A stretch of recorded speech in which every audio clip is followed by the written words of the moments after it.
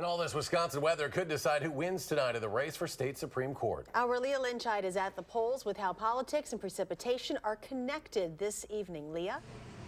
Yeah, hi guys. Nice and warm and dry inside, and I'm not going to step outside to tell you. It's a little bit of a different story. The snow coming down pretty hard here in Madison. Now, that hasn't stopped some people from making it out to the polls, about half a dozen people here at Elver Park. But experts say if some people did decide to stay home because of that weather, it could negatively impact one candidate more than the other.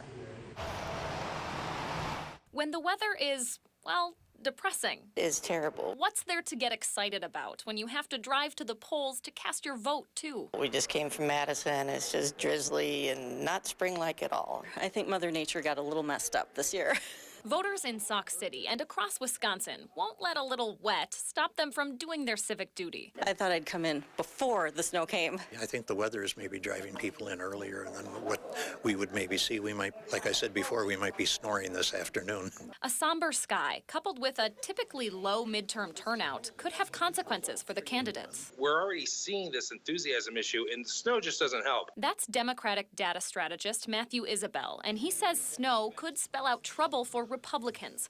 Take a look at this map. It's his rendering of the Wisconsin Supreme Court primary. That swath of red right along the middle, up and into the Fox Valley, is the same stretch where a winter storm warning is running this election night. If they're just decide, you know what, all this snow not worth going out for what has been a contentious but less focused on race, they may just stay home. Major voting populations are centered in Madison and Milwaukee areas, but Isabel says that stretch of reliably red counties could still make a big impact on tonight's outcome. I mean, when combined, you know, those are tens of thousands of votes that may not show up in a smaller election where the voting pool is much narrower. It can make all the difference. The roads are a little slick, but well worth it. Still, at least some voters are out today, unenthusiastic about being outside, but willing to weather it, to have their voice heard.